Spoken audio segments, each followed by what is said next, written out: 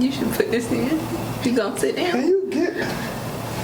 Hey y'all, welcome to. Why she trying to get me pregnant? We didn't see y'all there. Welcome to Storytime with the Wilsons. We're back again with another one. So like, subscribe. No. This is why I can't leave you do that. You too dead. Welcome back to the channel. It's your boy Rambo Leak. And I'm his wife, Adriana. And welcome back to another episode of Storytime with the Wilsons. You got it.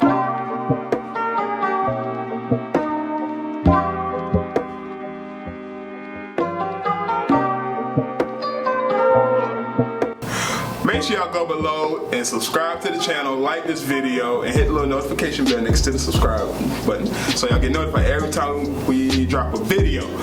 And also comment below and give us some topics that y'all want us to talk about, because we've been through just about everything. So Yep.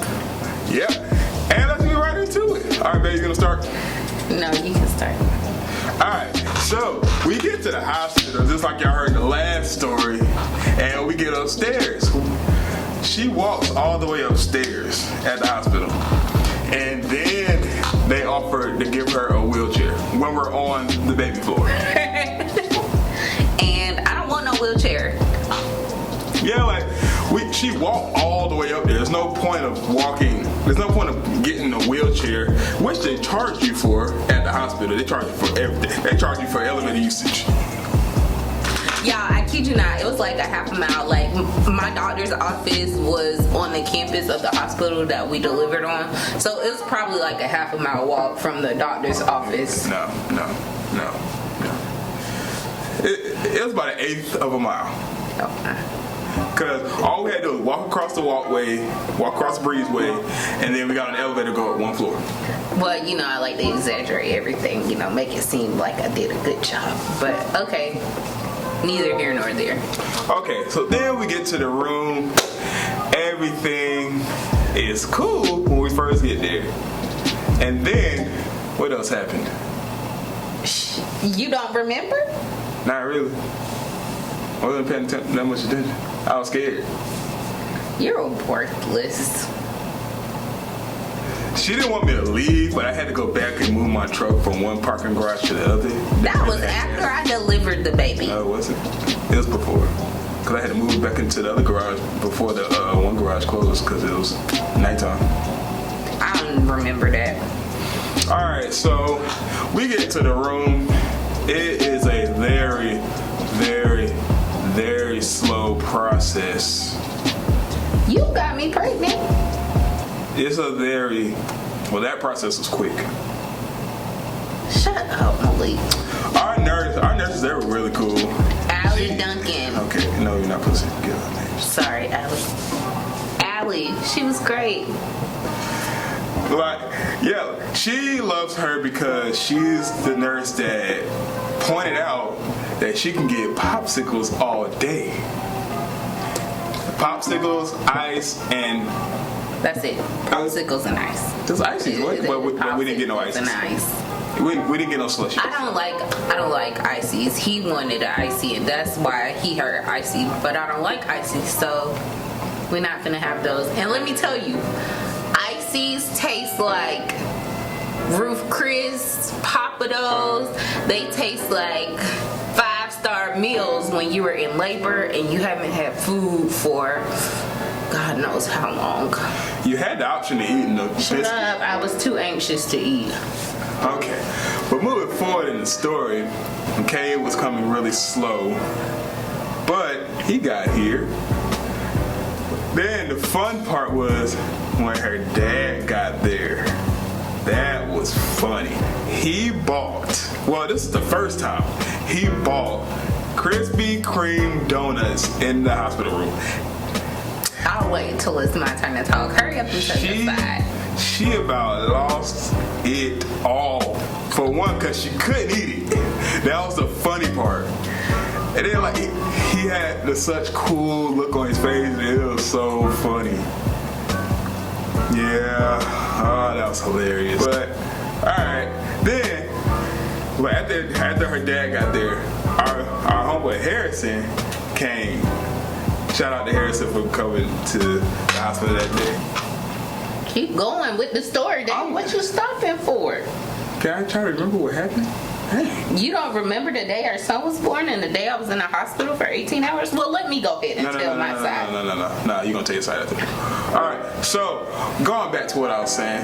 And then a couple hours after, she got, what's the shop called that you can get back? What is it called, babe? I don't know. That's why I'm asking you. You want to get it? Epidural. What? The epidural. All right, ladies. Right. That is the hardest thing for the man to watch. You didn't watch? Yes, I did. Oh. That 5 foot long needle, it's like this long. That's tough to watch. And then it's scary because like the smallest movement, and she could have been paralyzed for the rest of her life. Yep. And she held it up like a trooper. I ain't gonna lie, she held it like a trooper.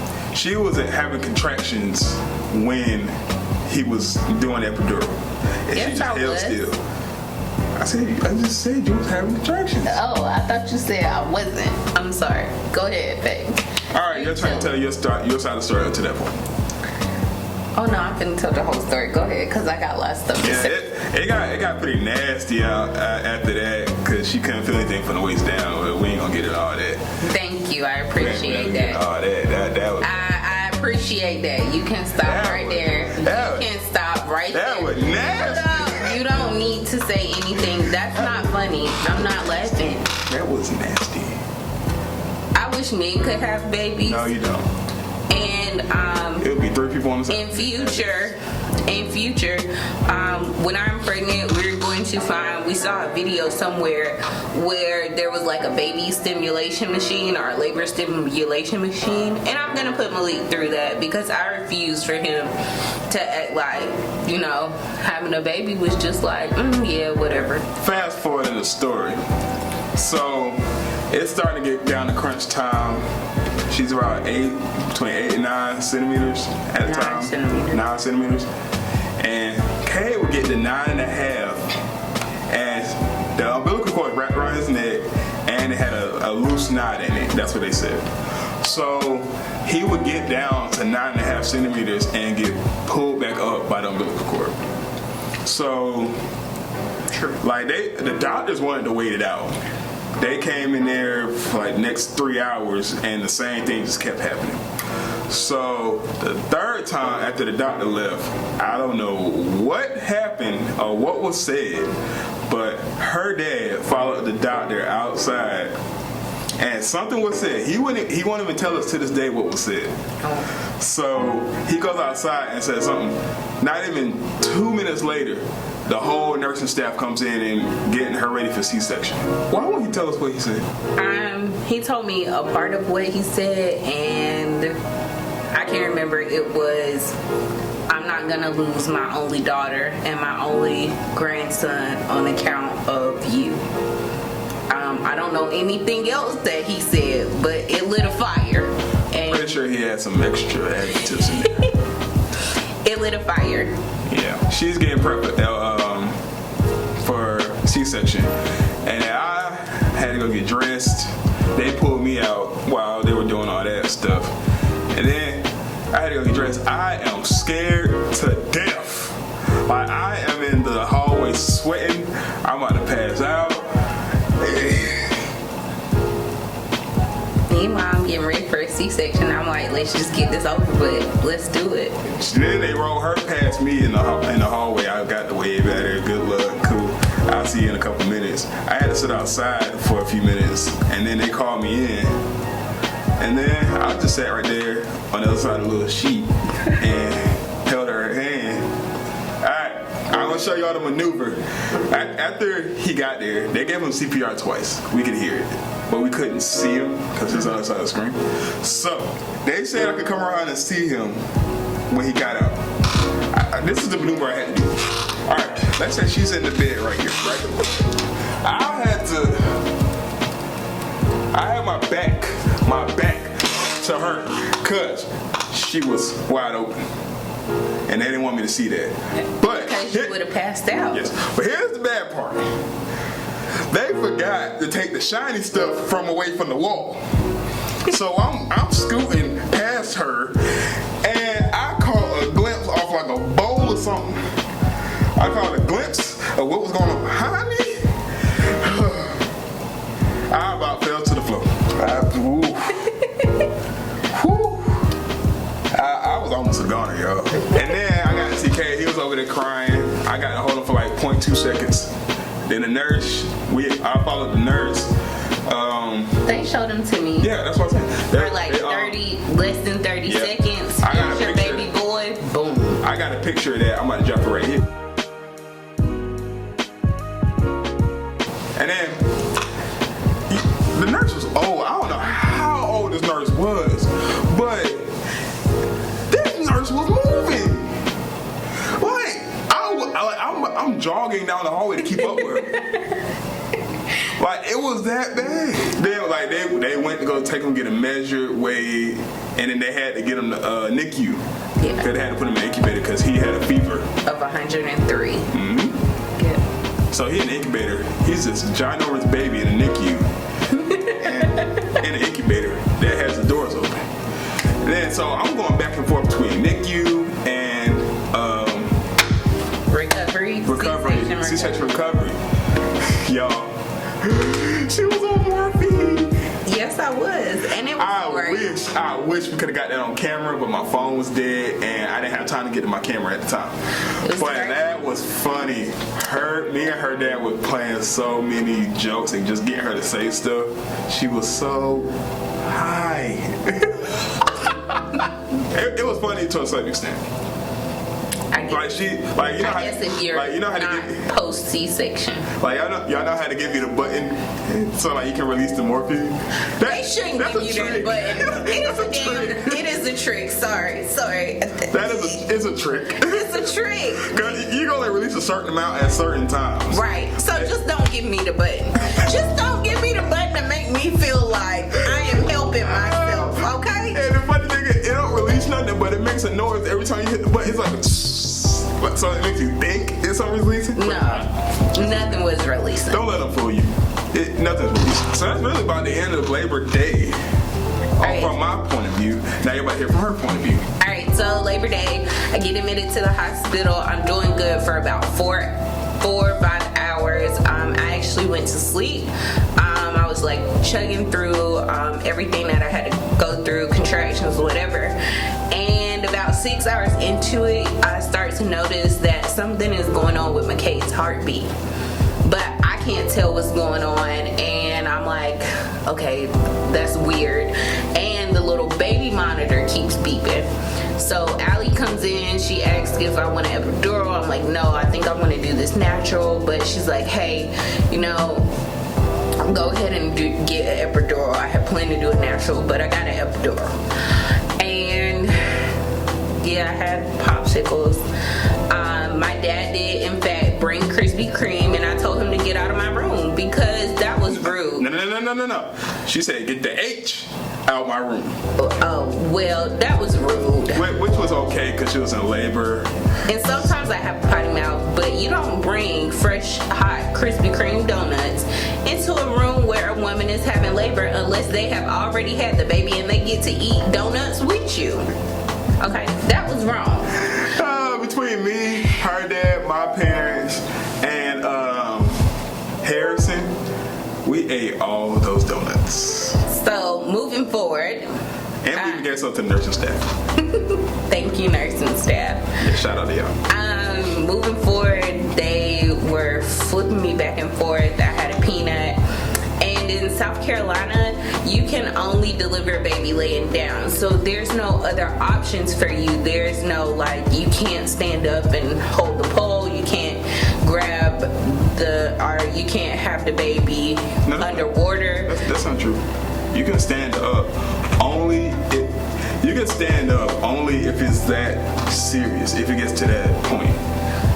Right, but what I'm saying is it's not an option, basically. You can't deliver the baby in water. They don't give you too many options. You literally have to lay there and that's it. I asked them, could I get up and walk around, but they said since they broke my water or whatever that I couldn't get up and walk around because I would leak everywhere. But I was like, I'll walk around and leak everywhere. This is the labor and delivery floor. Like, just let me be comfortable. And so that was a lot of the issues there, because I see a lot of other places have in labor, and they get to walk around, they get to help, they get to help themselves, they get to do their plan of labor, and I really had no choice, especially after the epidural. You can't really feel anything, so you pretty much have to lay there. But like he said, I was at 9 centimeters for 4 hours.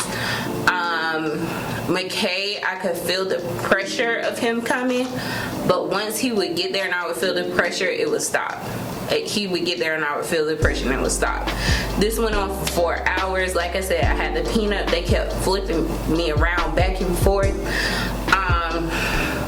And so finally my dad did go outside and say, hey, that's my only child in there, and I'm not about to lose her, and I'm not about to lose my grandchild. And I would just insert here that if you're a young girl getting ready to have a baby, or a young lady getting ready to have a baby, be your biggest supporter, be your biggest fan. Let them know that you know your body, you know when you're hurting, you know when it doesn't feel good, and let them know. Put them in an uncomfortable position. And if they say like, no, I'm not gonna do that, make sure you ask them to write it down on record. Well, can you write that down on record for me? Because if I knew what I know then, like, I would have chose. I just felt like I wasn't listened to because I was only 20 or 21 when I had McKay.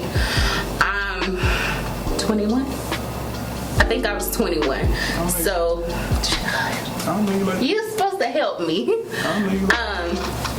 So I was only 21 when I had McKay, and it was a lot of like crazy stuff that went on. I can't remember my second or third doctor's appointment. Malik's mom actually came with me to the appointment, and he was like, oh, I see you're only 20. Was this an accident? I was like, nope, it was an unplanned blessing. And he was like, oh, where's the dad? And that's when I was like, sir, I never want you again. Please don't come in here.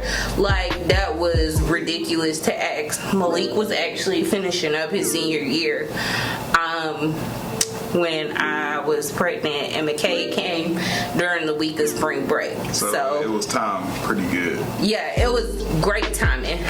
Not like it was timed on purpose, but great timing from God above. And so I had a C-section, and afterwards, labor didn't hurt. Like, I honestly have to say labor didn't hurt, but y'all know what hurt is when that little stinky nurse, and I'm sorry, the nurse probably wasn't Hold on, what you about to tell? The stinky nurse comes No, that's next story. That's next story. That's next story. That's the day after.